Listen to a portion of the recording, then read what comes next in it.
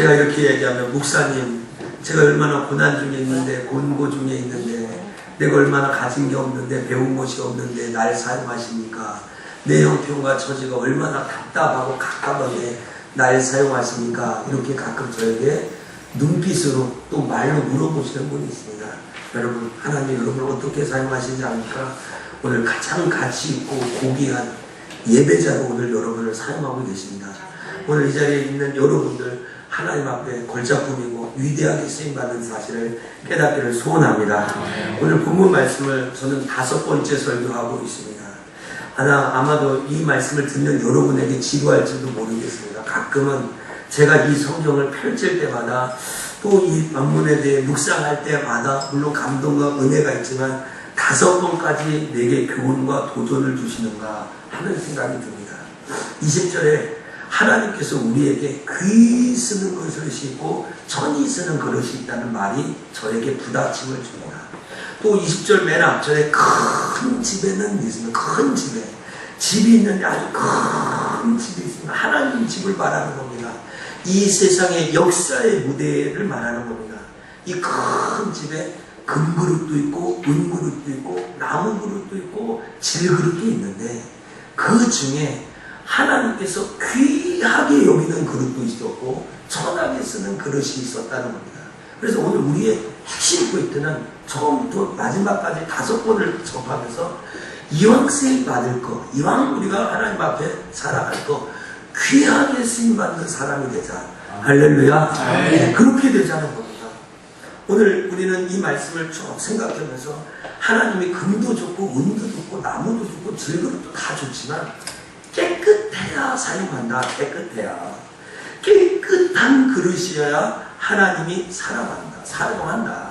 그 깨끗한 그릇은 주인의 쓰기에 합당한 그릇이다.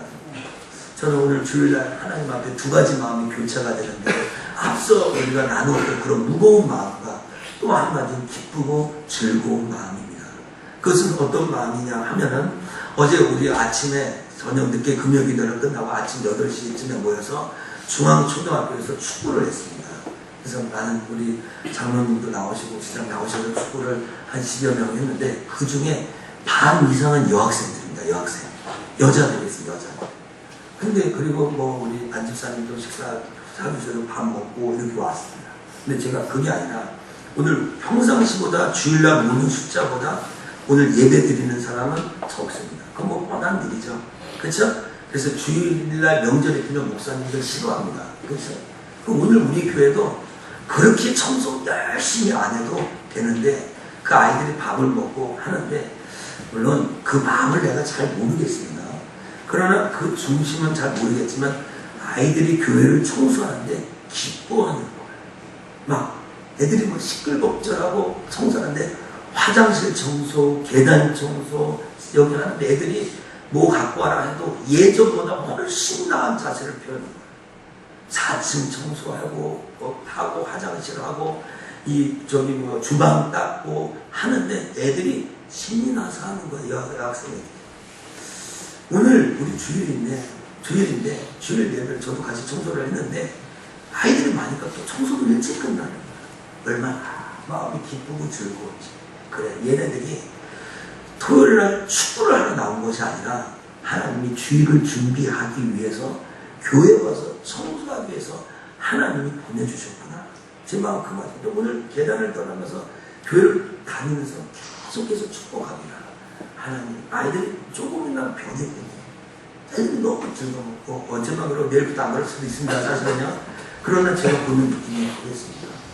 하나님이 사용하신다는 바로 이런 것입니다. 우리가 추구하고자 하는 이 메시지를 통해서 받고자 하는 건 이겁니다. 선한 일에 예비되는 거. 밥 한 그릇 얻어먹으러 걔네들이 왔습니까? 거짓입니까? 걔네들이 무슨 놀 데가 없어서 거기 앞에 죽어라 왔습니까? 그건 우리들에게. 그러나 하나님은 걔네들을 통해서 이 교회를 청소하기 위해서 하나님 보내주셨다는 거죠. 얼마나 마음에 도전이 되는지. 그래서 계단을 다니면서 제가 이런 데를 만지면서 하면서 이야 복된 아이들 축복받아야 되는데 잘 돼야 되는데 하는 마음을 계속 선한 일에 예비된 걸 선한 일. 무슨 말인지 여러분 이해를 하십니까? 하나님이 사용하시는 게 바로 그런 것입니다. 청년의 정욕으로, 욕심으로 주의를 하는 게 아니라, 욕심으로 하나님 앞에 쓰임받았다 하는 것이 아니라, 하나님 앞에 깨끗한 부른 마음으로 의와 믿음과 화평과 사랑을 쫓아가면서 하는 것. 그렇기 때문에 지난주에 우리가 어리석고 무식한 변론으로 견쟁하지 말고 다투지 말아야 될 것을 제가 여러분과 나누었습니다. 저와 여러분이 이 세상에 살면서 하나님이 귀히 쓰시는 사람이 되기를 주의 이름으로 축원합니다. 그렇다면 오늘 바울이 디모데후서 2장에서 이 마무리하면서 한 가지 우리가 가져야 될 성품, 하나님의 사람이라면, 오늘 특별히 피택을 받은 12가정의 사람이라면, 저처럼 주의 길을 하는 사람이라면, 오늘 하나님을 잘 섬기기 원하는 이런 사람이라면 꼭 이러한 성품을 사모해야 되는데, 그것이 바로 온유한 성품입니다. 온유한 성품. 한번 우리 옆에 사람과 인사합니다. 온유한 사람이 됩시다. 온유한 사람. 온유한 사람이 오늘 우리의 핵심 주제입니다. 왜 그러냐면 24절에 온유하며 가르치기를 잘하며, 온유하며 가르치기를 잘하며, 25절에 온유함으로 징계할지니 라고 합니다. 온유하다는 말을 2번이나 사용했습니다. 온유. 여러분 이솝우화에 이런 얘기 잘 아시죠? 이솝우화에 부품과 태양이 내기를 하지 않습니까? 어떤 내기입니까? 저기 나그네가 지나가는데 그 나그네의 옷을 한번 벗겨보자. 그 옷을 한번 벗겨. 그러면 이 강한 바람을 갖고 있는 부품과 뜨거운 태양을 갖고 있는 태양이 누가 이길 거냐? 내기를 해서 부품이 먼저 하지 않습니까? 바람을 불려보니까 이 사람이 옷깃을 만집니다. 이것 갖고 안 되는 것보다 더 센 바람을 해가지고 옷을 벗겨가야지 했더니 이 사람은 더 옷깃을 세우기도 하고 종종 걸음을 하고 빨리빨리 걷는 겁니다. 그러자 이제 태양의 순서가 되어 태양이 따뜻한 바람을 비추기 시작합니다. 따뜻한 바람이 들고 덥네, 땀이 나네, 모자를 벗습니다. 좀 더 따뜻한 바람을 부니까 오늘 날씨가 왜 이렇게 면하지 하면서 옷을 벗더니 강물에 가서 샤워를 하고 그 길을 지나갔다는 이솝우화가 있습니다.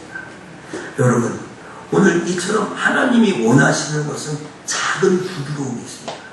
이 온유함이 있어. 우리 이런 말 합니다. 부드러운 카리스마. 부드러운 카리스마. 참 이게 이상적이죠. 카리스마도 있고 부드러움도 있고 어떻게 있단 말입니까? 저는 오늘 이 강한 사람, 강한 것이 사람을 변화시키는 것이 아니라 온유함으로 사람이 변한다는 것을 여러분에게 알려주고 싶습니다. 여러분, 저는 오늘 소원합니다. 어떤 소원이 있을까요? 제 자신뿐만 아니라 우리 교회에 나오는 많은 성도뿐만 아니라 특별히 우리 피택을 받은 이제 다음 주부터 훈련이 교육이 시작되는데 이 12명의 모든 사람들의 성품이 온유한 성품으로 변화하기를 축복합니다. 정말 간절히 소원합니다. 그러면 온유한 것이 무엇이죠? 온유한 게 뭡니까? 여러분, 온유한 것은요, 사랑 가운데 용납하고 용서하는 것입니다. 한번 쫓아봅시다. 사랑 가운데 용납하고 용서하는 것. 이게 온유입니다. 이게 온유입니다. 온유에게는요, 에베소서 4장 2절에 보면 모든 겸손과 온유로 하고 오래 참으로 사랑 가운데 서로 용납하라 라는 말이 있습니다. 바울은 에베소 교회의 후임자입니다. 디모데가요. 그런데 에베소 교회는 3년을 밤낮 눈물로 교회를 개척했다는 거예요.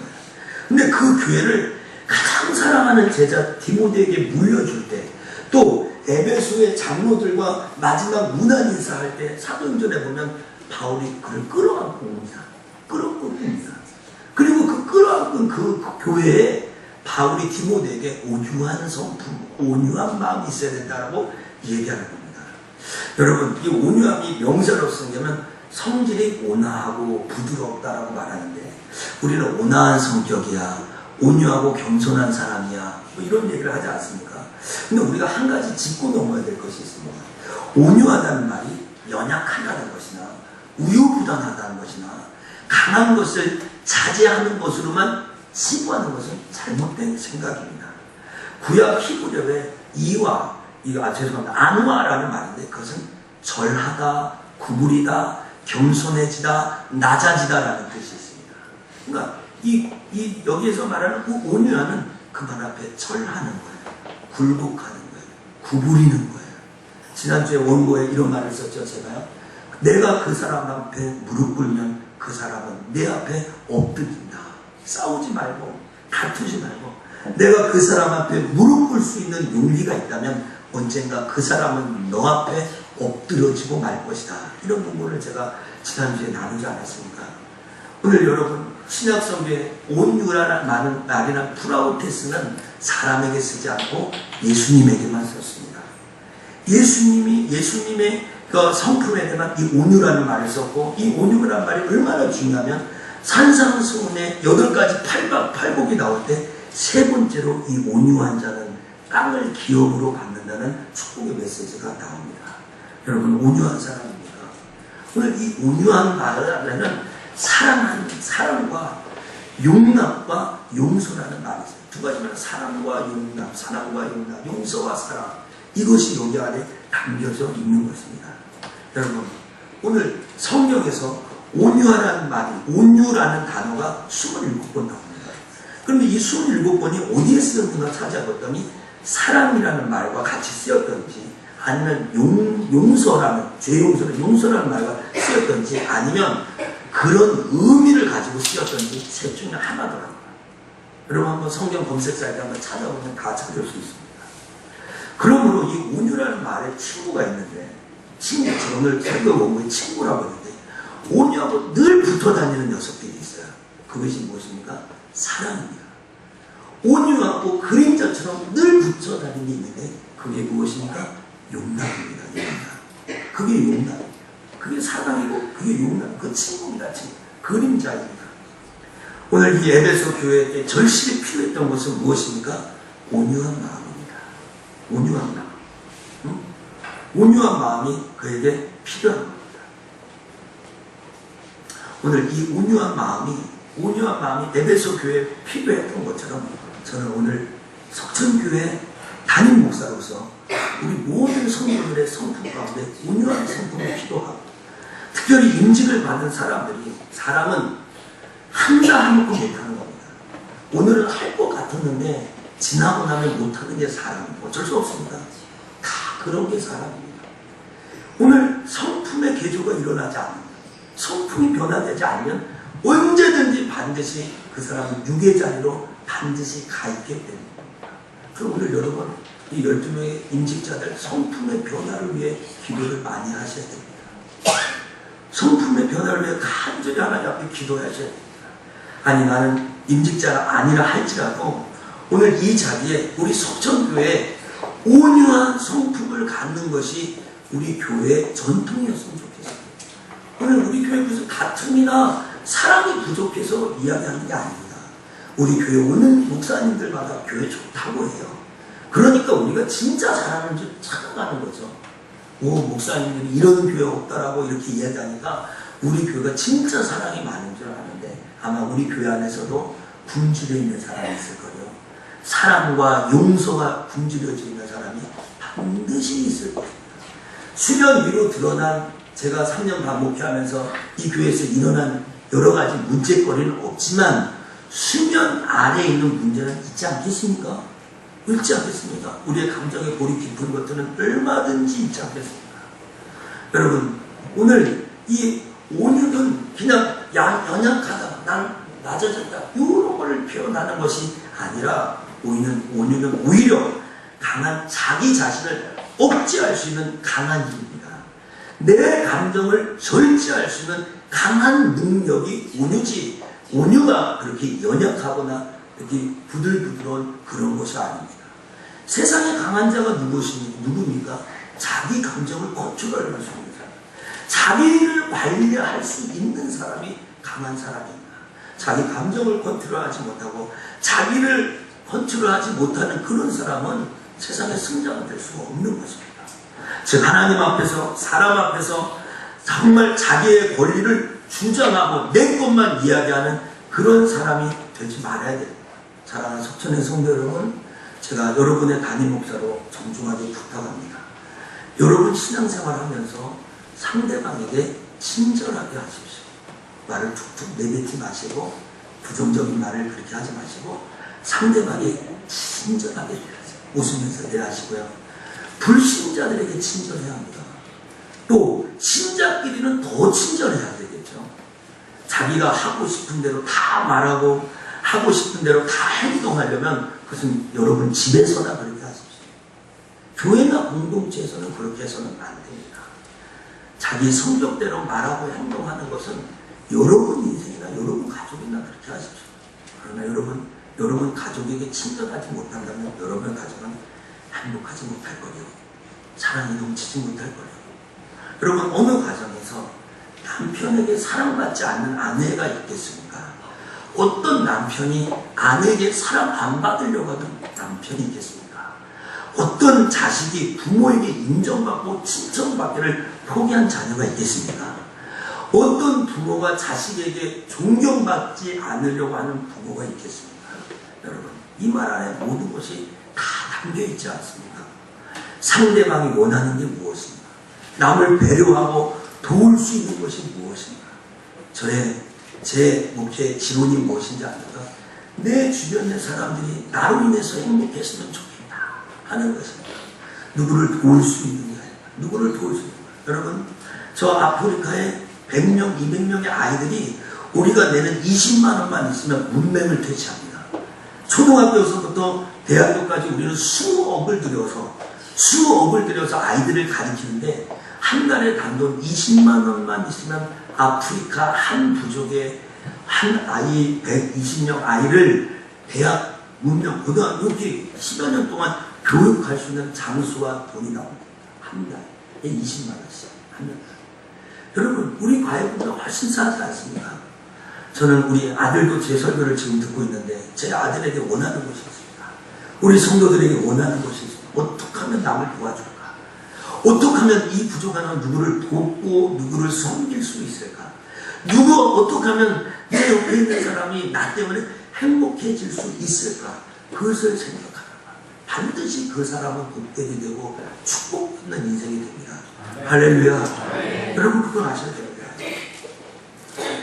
낮은 마음으로 사랑하는 마음으로 말하는 것, 들어주는 것, 격려하는 것이 바로 하나님이 주신 온유의 마음입니다.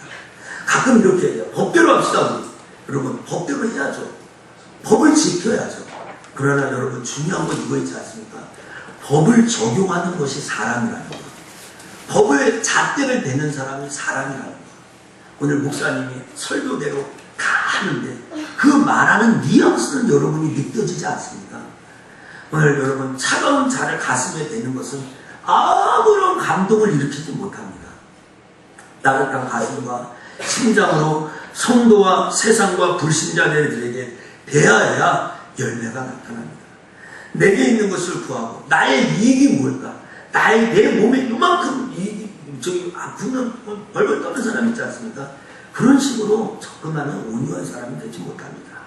내가 희생해서 헌신해서 이 사람이 어떻게 행복해야 할까? 이게 주님이 주신 온유한 마음이라는 거예요.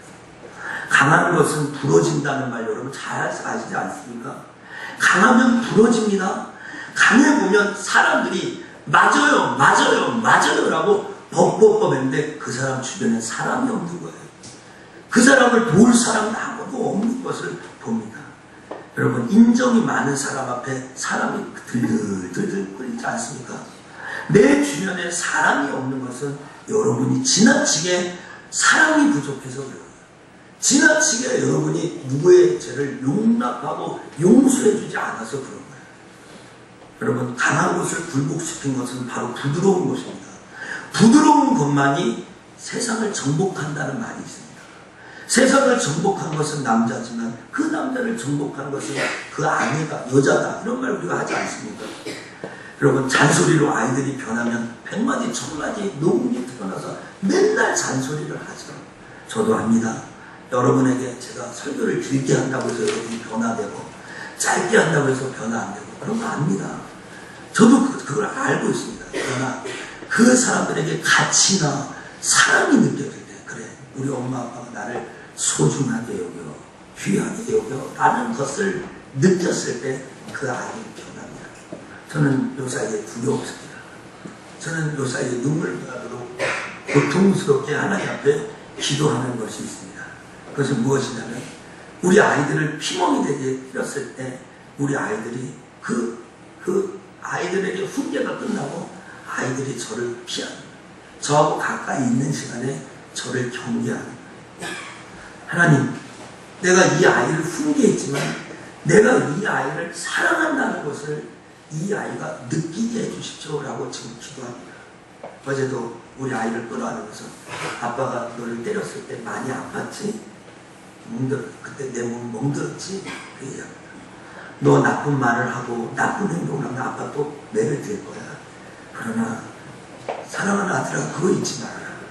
아빠가 너를 사랑해서 일을 했다는 거 잊지 말아라. 그 아이가 사랑을 느끼지 못하고 징계만 알고 매를 가했다면 그 교육은 잘못된 것입니다.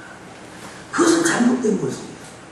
사랑을 전달하지 않고 매를 든 것으로 교육이 끝났다고 생각하는 것은 그것은 너무너무 진짜 하나님 앞에 그렇지 않은 것입니다. 우리가 살아가면서 온유한 마음으로 사람을 대하지 않는다면 하나님이 우리를 온유한 마음으로 대하지 않을지도 모릅니다. 사랑의 대화, 사랑의 격려, 사랑의 멜로디만이 사람을 변화시킨다는 것을 여러분 기억하시기를 주 이름으로 축원합니다. 제2차 세계대전의 중심의 인물인 히틀러, 무솔리니, 처치를 풍자한 이야기입니다. 제가 설교에 이 예화를 인용했는데 이게 뭐 사실은 아닌 것 같아요. 제가 보니까 신문에 나온 칼럼이라고 하는데 이 히틀러와 무솔리니나 처치를 풍자하면서 어떤 이들이 셋이 모여서 작은 연못에 들어가가지고 연못에서 누가 물고기를 잡을 수 있느냐라고 실험을 했다는 거죠. 그래서 히틀러가 권총, 총으로 무기로 세상을 지배했으니까 총으로 빵빵빵빵 쏘는데 물고기는 한 마리도 못 잡았다고 합니다. 히틀러가. 그 실패를 본 무솔리가 내가 이 연못으로 들어가가지고 수영을 해가지고 물고기를 잡겠다 했지만 무솔리니 역시 그 안에 들어가서 아무것도 정치적으로 잡지 못했다는 거예요. 그런데 처치는 마지막에 어떻게 했느냐. 그 두 사람이 총을 쏘면서 물고기를 잡으려 하고 물고기를 물속에서 수영치려고 잡으려 한 그 사람들처럼 하지 않고 처치는 바가지 하나를 들고서 작은 연문에 물을 푸기 시작했던 겁니다. 한 바가지, 두 바가지, 세 바가지. 그때 이 물고기는 수면 위로 드러나고 물고기는 자연스럽게 잡히게 되었다는 이야기입니다. 여러분, 히틀러나 무솔리는 사람들에게 안 좋은 영향으로 남겨져 있지만 처치는 지금도 우리가 위인전을 믿으면서 그렇게 됐으면 좋겠다고 하는 거예요. 더 위대한 것은 그 처치 좋은 신앙이로 자리매김해서 영국 웨스트민스터 사원에 매장되었다는 겁니다. 이 말은 무엇입니까? 처치는 역사의 무대에서 귀하게 쓰임받았다는 거예요. 아마 우리 히틀러나 무솔리니를 동상이 남아있다면 이 사람이 바로 세계를 어지럽게 한 사람이다. 봐라! 라는 것으로 상기의 목적이었다면 히틀러의 동상이 런던 피커들리 공원에 썰었을 때 이 사람은 정말 정치적으로 영국에서 위대한 사람이었다는 것을 알려주기 위함이 아니겠습니까? 여러분, 오늘 우리 설교에 잘 매치가 됩니다. 하나님 앞에 귀하게 쓰임받을 겁니까? 천하게 쓰임받을 것입니다. 오늘 우리 온유한 사람이 되어야 하나님이 사용하십니다. 저도 온유한 사람이 되고 싶습니다. 오늘 이 온유하다는 말은 성경에 어디 표현되는지 아십니까? 사람은 모세에게만 표현했습니다. 기억하시죠? 민수기 23장에 모세의 온유함이 온 진영을 덮었다라고 이야기합니다. 모세가 백성들을 얼마나 사랑하냐면 저 백성들이 구원받지 못한다면 내가 지옥으로도 가겠습니다 하는 그런 마음이 있어요. 오늘 우리 지도자들에게 저에게 그런 마음이 있어요. 오늘 이 많은 사람들의 그 우상숭배하는 이것을 보고 애통하고 눈물을 흘리며 하나님 앞에 엎드리고 기도하고 노력을 해야 되지 않겠냐라는 거예요. 나는 예수를 잘 믿어서 나는 오늘 우상 살의 제사를 안 했으니까 난 의로와 깨끗해. 무슨 소리입니까? 나는 입에 술, 담배 하나도 안 하고 하나님 앞에 나왔으니까 나는 의로와. 그것을 하나님이 더럽다고 지금 이야기하고 있지 않습니까? 그게 더럽고 역겹다고 하나님이 이야기하는 것입니다. 여러분, 온유한 마음으로 가야 합니다. 자연도 마찬가지입니다. 잔디 있지 않습니까? 잔디가 파릇파릇 일어날 때 이 잔디를 무너뜨리는 것은 무성한 잡초가 아니라고 합니다. 무엇인지 아십니까? 네잎클로바 있지 않습니까? 클로바 작은 것이 생기면 잔디는 말로 무너진다고 합니다. 참 희한하죠? 이 작은 것 하나가, 이 조그만 것 하나가 온 잔디를 무너뜨리는 겁니다. 여러분, 부드러운 가죽과 예리한 면도칼을 기억하십니까? 부드러운 가죽에 칼을 밀어야 칼이 예리하게 사용되는 겁니다. 여러분, 이발소에 가면 시험을 하지 않습니까? 가죽에다 물지 않습니까? 이 부들부드러운 가죽에다가 칼을 문질러야 칼이 제 역할을 한다는 것입니다. 여러분, 오늘 우리는 온유한 마음이 필요합니다. 온유한 마음을 온유한 채로 살아야 합니다. 다음 주면 피격자 12가정을 제가 교단 교육에 드립니다. 제가 교육하는 것도 아니고 교단에서 와서 교육합니다. 어떻게 교육하는지 저도 첫 번째가 잘 모릅니다. 저는 이 다섯 번째 설교를 하면서 이 분들이 앞으로 이 9개월 동안 온유한 사람으로 변화되는 축복이 있기를 소원합니다. 사모해야 합니다. 오늘 본문에서 이 온유한 자가 되어야 될 이유를 설명해 줍니다. 25절, 26절을 한번 읽어볼까요? 25절, 거역하는 자를 시작. 거역하는 자를 호 하나님이 저에게 의함을 주사 진리를 알게 하시라. 저희도 여호와 계획에서 벗어나 하나님께 사로잡힌 바 되어 그 뜻을 이루게 하시라. 그렇죠. 오늘 왜 우리는 온유해져야 됩니까? 오늘 25절에 거역하는 자들 때문에 그렇습니다. 오늘 이 거역 무슨 말입니까? 말 그대로 반대하는 사람들입니다. 우리를 반대하는 사람들에게 부드러운 마음을 하는 거예요. 목사님 왜 설교 그렇게 못합니까? 목사님 사역에 왜 열매가 없습니까? 목사님은 왜 그렇습니까? 아마 뒤에서 저를 쿵떡쿵떡하고 뭐 그러서 있다는 게 아니라 그런 사람들을 부드러운 마음으로 품을 수 있는 인격의 소질을 내가 해야 된다. 부드러운 마음. 오늘 이 거역하는 자는 말 그대로 하면 진리를 거스리고 거짓된 묘사가 되고 배반하고 하는 그런 사람입니다. 여러분, 오늘 우리 주변에 가끔 신앙생활 하다가 보면은 신앙이 잘 안 자라요. 야, 내가 그렇게 해줬는데 신앙이 안 자라냐? 내가 그렇게 전도했는데 신앙이 안 자라냐? 야, 내가 그렇게 했는데 다니다가 말다가 이게 뭐 하는 거냐? 여러분, 우리는 불신자의 다양한 형태를 만나고 가끔 직감적으로 그 사람들과 부닥칠 때도 있습니다. 여러분, 그때 온유한 마음이 필요합니다. 인내하셔야 됩니다. 왜 나처럼 되지 않느냐고 그를 정죄해서는 안 됩니다. 오늘 나는 본교에서 예배를 드렸는데 왜 다른 사람은 본교에서 예배를 안 드리는 거야? 정죄하지 마십시오. 그들에게도 사정이 있을 겁니다. 오늘 그들에게도 사정이 있을 거예요. 오늘 왜 저들은 나처럼 되지 않았냐라고 돌팔매질을 하지 말아야 돼요. 특히 지도자들이 하지 말아야 돼요. 오늘 여러분, 오늘 저에게 여러분에게 이런 부드러운 마음이 요구됩니다. 이 거역하는 자들, 이 사람들을 가슴으로 품을 수 있는 그게 필요합니다. 우리는 사랑으로 온유한 마음으로 저를 대할 줄 알아야 되는 거죠. 이 온유는 사랑입니다. 사랑. 다음 주부터 6주 동안 여러분 부탁합니다. 교회 빠지지 마십시오. 그 6주 동안 사랑에 대해서 배웁니다. 우리는 계속 사랑해야 되는데 사랑할 수 있는 사랑을 잘 몰라요. 사랑을 배우지 못했어요. 왜 배우지 못했어요? 사랑을 받아보지 못했기 때문에 어떻게 할 줄을 모르는 거예요. 저는 정말 우리 장로님과 우리 성도들을 사랑합니다. 또 우리 교회를 사랑합니다. 그런데요, 우리 성도들과 장로님이 목사의 마음을 알아주지 못해요. 참 답답하죠. 그렇죠? 반대로 우리 성도들이 목사를 참 사랑하고 존중합니다. 그런데 제가 귀를 닫고 눈을 닫고 목사가 여러분의 사랑을 받아주지 않아. 답답하죠. 답답하죠. 가정의 문제가 무엇입니까? 아내가 남편의 사랑을 못 받고 있다고 생각해요. 남편이 아내에게 존중을 받고 있지 않다는 거예요. 자식이 부모가 공부를 못해가지고 나를 안 사랑하고 있다고 생각해요. 또 부모들이 아이에게 뭘 다 못해주고 뻥뻥 못해주니까 자식들이 부모를 무시하고 있다고 생각합니다. 이게 우리의 문제입니다. 여러분, 사랑을 배워야 합니다. 계속해서 사랑하는 거예요. 사랑하면서 살 수 있다면 금은 보화 있는 거 두렵지 않습니다. 오늘 내가 진수성찬 먹는 거 두렵지 않습니다. 그래서 저도 우리 집에서 아이들에게, 우리 아내에게 사랑한다는 말을 많이 합니다. 사랑한다는 말이 거북스럽고 못하는 거 병입니다. 병. 아내에게 사랑하는 말을 못해요? 부모님한테 사랑한다는 말을 못해요? 여러분 그거 안 됩니다. 그럼 쫓아해보세요. 사랑합니다. 사랑합니다. 저 옆에 사는 사랑합니다. 사랑합니다. 한번 쫓아요. 목사님 목사님 사랑합니다. 사랑합니다. 네, 여러분 정말 여러분 사랑합니다. 정말 여러분 사랑합니다.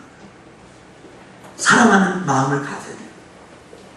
오늘 우리가 사랑과 온유함으로 저들을 대하여 우리처럼 하지 않는다면, 나는 잘 알고 있는데 저 사람 때문에 내가 사랑을 못해 한다면 여러분도 똑같은 사람이 되는 겁니다.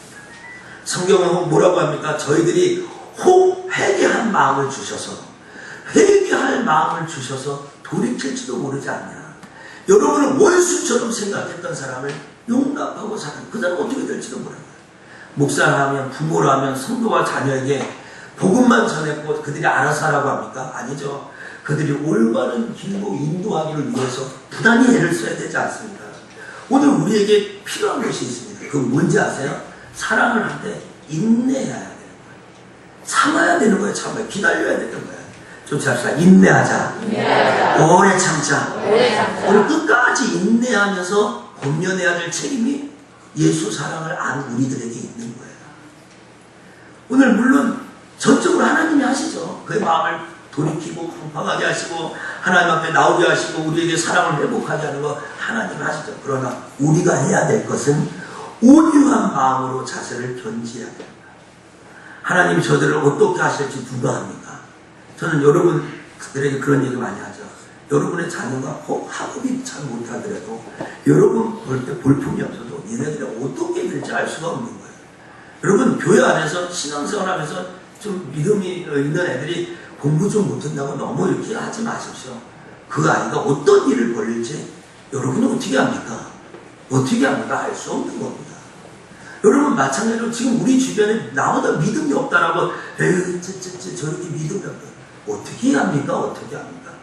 무슨 일이 있을지 어떻게 합니까? 여러분 절대 그러서는 안 됩니다. 그들이 얼마든지 하나님이 돌이킬 가능성을 갖고 있다. 할렐루야. 오늘 여러분 정말 하나님께서 그들을 돌이켜줍니다. 그 자녀가 믿음이 부족한 성도들이 앞으로 어떻게 변하여 하나님의 놀라운 경험을 할지 알 수 없는 거예요. 여러분 이 일을 어떤 일을 감당해야 될지 알 수 없는 겁니다. 그들이 회개하고 진리를 알고 깨달아서 하나님 앞에 돌아올 수 있으니까 오래 참고 기다려야 되는 겁니다. 반드시 그들이 깨어서 마귀의 올무에 벗어서 우리처럼 하나님의 일을 같이 하는 사람이 될 줄 누가 알겠습니까? 오늘 뭐라고 합니까? 쫓아갑시다. 하나님의 뜻을 쫓게 합니다. 하나님의 뜻을 우리가 같이 쫓아가서 동명하는 사람으로 만들어줄 줄 만드는 거예요. 여러분 아멘입니까? 네, 낙심하지 마십시오. 낙담하지 마십시오. 포기하지 마십시오. 쫓아가세요. 낙담하지 말자. 포기하지 말자. 반드시 하나님이 우리에게 선하게 역사하실 줄 믿습니다. 여러분 온유한 마음을 가지면 돼요. 우리가 온유한 마음으로 사랑하고 기다려주고 용납하게 돼요. 지도자들에게 이게 필요한 거예요. 지도자. 임직자들에게 이게 필요한 거예요. 나폴레옹은 1769년 코르시카 섬에서 태어나서 1804년 프랑스를 정권을 잡고 칼로서 유럽을 다 지배하였습니다. 전쟁 영웅이죠. 근데 그의 마지막은 세인트 헬레나라는 아주 조그마한 섬에서 마지막 유배와 귀양하고 거기서 죽게 됩니다. 그런데 나폴레옹의 마지막 말이 아주 마지막 유언이 우리에게 전해지는데 우리에게 교감이 됩니다. 이렇게 얘기합니다. 나폴레옹이 나는 칼로서 온 유럽을 정복했지만 결국 실패하였다. 그러나 나사렛 예수는 십자가의 사랑으로서 온 인류를 정복했구나. 십자가에 못 박혀 죽으신 그 사랑이 칼로 온 세상을 지배하고 돈으로 지배하고 무력으로 지배한다고 하는데 그 지배하지 못해요. 여러분 정말 사랑하는 사람에게 있습니까? 예수 사랑을 주십시오. 여러분의 자녀에게, 여러분 주변 사람들에게 그리스도의 사랑으로 온유하고 겸손함을 보여주셔야 됩니다. 사랑하는 소천의 성도들, 오늘 말씀을 맺겠습니다. 오늘 말씀의 핵심은 사랑과 용납입니다. 세 번째 얘기하고 있습니다. 제가 사랑과 용납. 그것이 오늘 본문에서 말하는 온유한 사랑입니다. 온유는 간대한 마음을 가지고 사랑의 마음으로 용서하는 것입니다. 이 모델이 예수님입니다. 누가복음 9장에 보면은 사마리아 성에 전도하러 갔는데 야고보와 요한이 사마리아 성에서 예수를 환영하지 않는 거예요. 화딱지가 나죠. 그래서 하나님 지금 하늘에서 불을 내려가지고 이 사마리아 성에 있는 사람을 다 불태우십시오라고 이야기합니다. 그때 예수님이 이 야고보와 요한을 꾸짖으면서 이야기합니다. 뭐라고 이야기합니까? 꾸짖으면서 이 다른 성으로 가자. 다른 성으로 가려. 여러분 아시겠지만 요한 1, 2, 3, 4 사도 요한이었는데 사도의 닉네임은 사랑의 사도입니다. 그렇게 불을 내려서 이 사람을 다 없애자라고 했던 이 사람이 박모섬에서 요한계시록을 쓰고 요한 1, 2, 3서를 쓰고 요한복음을 쓰면서는 하나님은 사랑이시다. 쫓아갑시다. 하나님은 사랑이시다. 하나님은 사랑이다 라는 말이 요한 1, 2, 3서에 얼마나 많이 나오는지 모르겠어요. 이번 주 한번 읽어보세요. 우리 이번 다음 돌아오는 이 6주 동안 사랑의 본체이신 예수님에 대해서 자꾸 듣고 설교하고 셀 모임에서 듣게 될 것입니다. 사랑. 오늘 여러분 이 온유함은 이렇게 사람을 바꿔놔요. 불을 내리자고 그러고 또 이렇게 용서하자는 사랑의 사고가 되는 겁니다. 온유한 마음을 가지십시오. 2012년도 우리 교회는 위대한 행보를 걷고 있습니다. 그 중심에 임직 피택자가 있는 것을 저는 거부할 수가 없습니다. 2012년 7월달부터 저에게 부어주신 은혜와 교회에 주시는 축복은 돈으로 환산할 수 없는 일이라 생각합니다. 피택을 받은 분들 부담이 많겠죠. 그러나 여러분 그렇기 때문에 우리들이 이렇게 기도하고 있는 겁니다. 금식하고요, 릴레이로요, 이렇게 시간 여러분들 가정을 위해서 기도하고 있습니다. 여러분 오늘 본격적으로 돌아오는 이 9개월의 레이스를 합니다.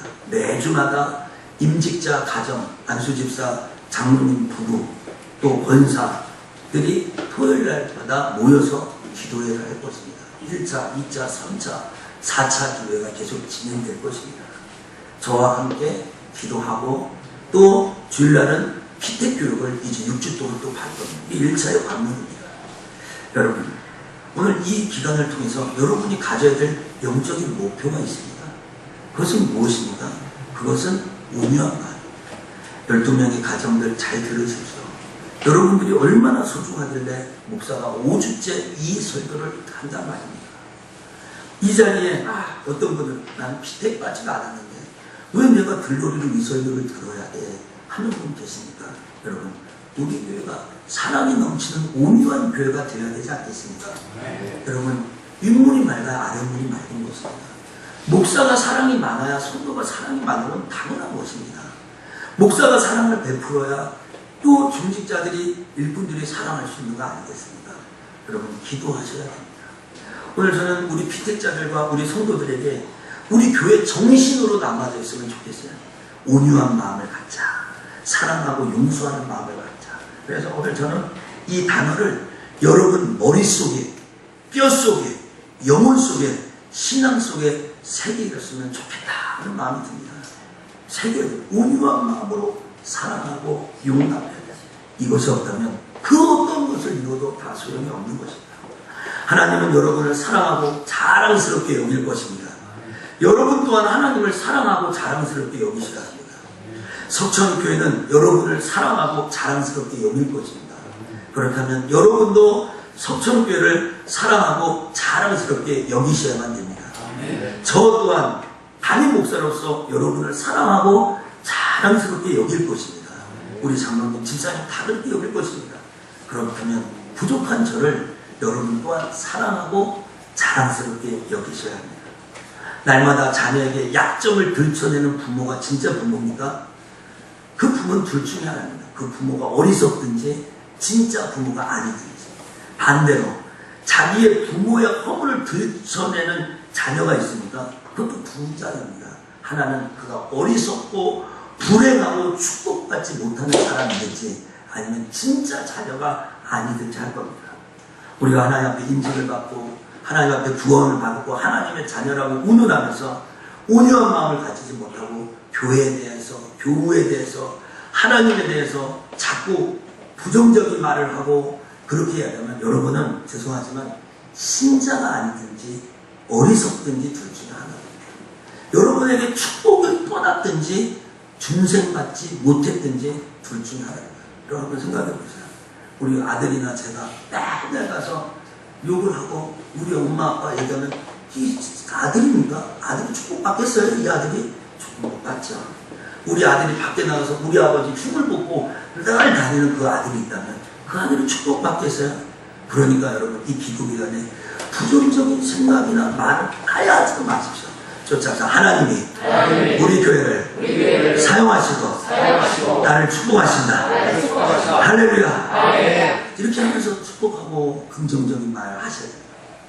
저는 5주를 통해서 제가 해야 될 일들을 다 한 것 같습니다. 말은 다 했습니다. 여러분 온유한 마음으로 회복하는 길밖에 우리는 다른 거 없습니다. 지난주에 하나님이 쓰시는 사람 어리석고 무식한 변론을 하지 말고 다투지 말라는 거. 오늘 온유하다라는 말은 한 가지 공통점을 갖고 있습니다. 어떤 공통점입니까? 왜 내면적인 것이 아니라 외적인 행동을 하려는 겁니다. 그러니까 무슨 말입니까? 오늘 이제 사랑한다고 머리로 생각하고 입으로만 하지 말고 사랑한다는 걸 보여야 된다는 겁니다. 싸우지 말아라. 온유하라. 이 말은 머리로 하지 말고 우리가 교회를 사랑하고 주님을 사랑한다는 걸 보여달라요. 여러분 개그 콘서트에 너의 용감함을 보여줘 하는 게 있습니다. 이 세 명이 나와서 하는 거예요. 보신 적 있으세요? 나의 용감함 보여줘 하는 거예요. 이게 우리 용감함이죠. 쫓아합시다. 우리의 온유함을 보여줍시다. 다시 나의 온유함을 보여줍시다. 제가 막 눈물을 흘렸기 때문에 웃으면서 설교를 할 수 없는 거예요. 지난주 수요일날 우리 양정근 목사님 설교하는데 어떻게 그렇게 처음부터 끝까지 웃으면서 설교를 하냐고. 그때 나도 좀 그렇게 해야 되는데 제가 그렇게 못해요. 그런 도전을 하여간 여러분 제가 이렇게 좋은 말을 제가 눈물을 흘렸기 때문에 또 이렇게 웃으면서 할 수 없어서 이렇게 했지만 여러분 오늘 우리가 정말 이제 왼쪽을 좀 보여줘야 돼요. 감깃에 굵고 커다란 참나무 하나가 있었습니다. 그 나무가 나를 쓰러뜨릴 것은 아무것도 없다라고 얘기했습니다. 내 신앙이 얼마나 견고하네. 이런 사람이잖아. 내가 얼마나 하나님 뜻대로 사는데 이런 사람은 마찬가지예요. 몹시 세찬 바람이 몰아쳐도 난 넘어지지 않아 라고 자부했던 이 사람이 그 다음날 이 참나무가 꽉 꺾여버렸습니다. 그리고 강물에 흘러나가서 쭉 가는데 흘러가는데 이 왼쪽에 쳐다보니까 갈대가 있는 거예요. 갈대는 유유히 쓰러질 듯 안 쓰러질 듯 하면서 거기에 있는 거예요. 그래서 참나무가 물어봅니다. 야, 너는 지난밤에 춥지 않았니? 지난주에 몹시 바람이 불 때 너는 어떻게 견뎠니? 이렇게 물어봅니다. 그때 그 갈대가 나도 추웠지. 나도 그 바람이 너무 무서웠지. 그런데 나는 몰아쳐 오는 그 바람하고 정면으로 맞서 싸우지 않았어. 나는 그 바람이 불 때 고집을 피워버리지 않고 그 앞에 겸손하게 엎드렸어. 그곳에 무릎 꿇었어. 구부렸어. 그래서 나의 연약함을 그 바람이 타고 넘어갈 수 있도록 했단다. 여러분 너무 강직하게 살지 마십시오. 하나님의 진리에 대해서는 감사해야 되죠. 저 오늘 하는 말이 무슨 말인지 아시겠죠? 온유한 것이 우유부단이나 그런 것이 아닙니다. 오늘 아까 주일날 예배드리는 이런 거 양보하면 안 됩니다. 그러나 그렇지 않은 것에는 유해야 합니다. 겸손함이 온유한 마음으로 친절하게 사람을 대할 줄 알아야 됩니다. 깨닫기를 축복합니다. 마태복음 5장 5절에 이런 축복을 우리에게 주십니다. 한번 쫓아봅시다. 온유한 자는 땅을 기업으로 받나니. 다시 온유한 자는 복이 있나니. 저희가 땅을 기업으로 받느니. 여러분 온유한 자만이 땅을 기업하는데 여러분 설교 들을 때 이 땅이 뭐라고 했습니까? 이 땅은 저 하늘나라의 천국, 이 땅의 형통함을 말합니다.